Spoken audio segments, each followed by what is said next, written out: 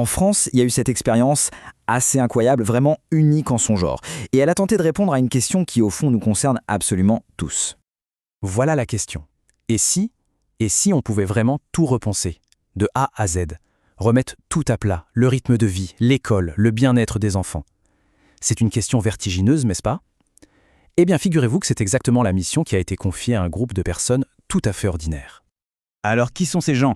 On pourrait penser à des experts, des ministres. Eh bien, pas du tout. Il s'agit de 133 citoyennes et citoyens, tirés au sort, de tous les âges, de toutes les régions, de tous les milieux. Et leur mission, c'était ça, redessiner le quotidien de nos enfants. C'est une tâche immense et la responsabilité, elle a été mise entre les mains du hasard. C'est assez fou quand on y pense. Bon, cette initiative, elle a un nom officiel, bien sûr. C'est la Convention citoyenne sur les temps de l'enfant. Et attention, ce n'est pas juste un groupe de discussion pour la forme, non, c'est un vrai exercice démocratique très sérieux, commandé par le gouvernement lui-même, pour se pencher sur un problème de société qui est, majeur.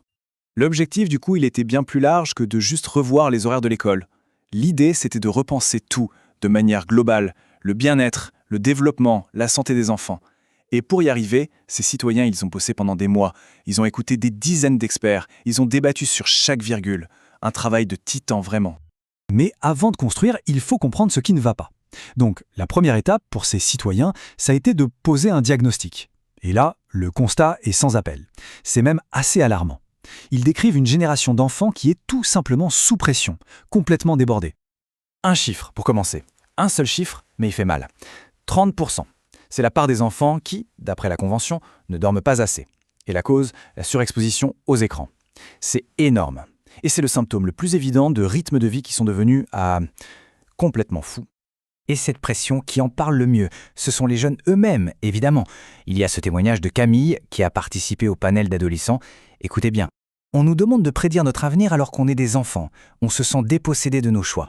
C'est d'une force incroyable. On sent toute l'anxiété, toute la perte de contrôle derrière ces mots. Et puis, il y a un autre point noir dans ce diagnostic, les inégalités. Elles sont profondes. Un enfant qui vient d'une famille modeste a 33% de chances en moins de faire une activité extrascolaire. 33%. C'est un fossé. Ça montre bien que l'endroit où on est, le milieu d'où on vient, ça pèse encore beaucoup trop lourd sur l'avenir. Alors, face à ce tableau un peu sombre, la réponse des citoyens, elle, n'a pas été timide. Au contraire, elle est plutôt radicale. Et on va voir maintenant le cœur de leur projet, l'idée d'un tout nouveau rythme pour l'apprentissage. L'idée maîtresse, elle est à la fois simple et carrément révolutionnaire. C'est de couper la journée d'école en deux. Le matin, on se concentre sur les matières fondamentales, le théorique, quand les cerveaux sont bien frais et réceptifs. Et l'après-midi, on change complètement de monde. On passe à une autre façon d'apprendre, beaucoup plus active, beaucoup plus concrète. Concrètement, un après-midi comme ça ressemble à quoi?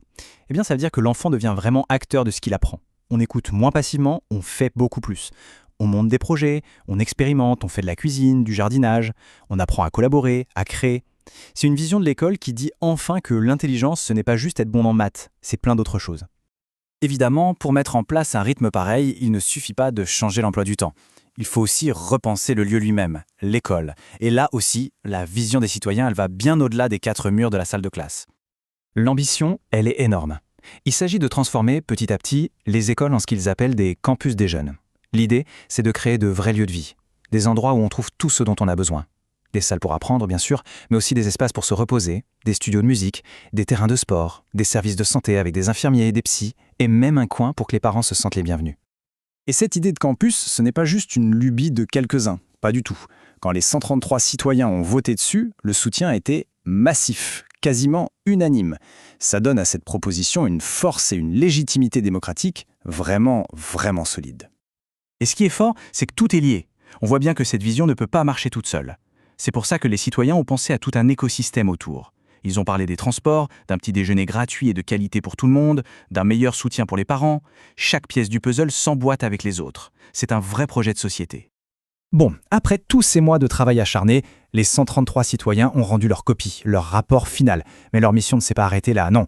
Ils ont conclu avec un message très clair, directement adressé aux responsables politiques. C'est plus qu'un message d'ailleurs, c'est un véritable ultimatum. Ils savent très bien que beaucoup de rapports finissent par prendre la poussière sur une étagère. Et ils ont dit non, pas le nôtre. Ils exigent que leur travail soit pris au sérieux, qu'ils mènent à des actions concrètes. En gros, ils leur ont dit « on a fait notre part du boulot, maintenant la balle est dans votre camp ». Et au final, toute cette expérience française nous ramène à une question toute simple mais absolument fondamentale. Au-delà de tous les systèmes, de toutes les grandes théories, à quoi ressemble la journée idéale d'un enfant? C'est peut-être ça, la toute première question à laquelle on devrait tous, ensemble, essayer de trouver une réponse.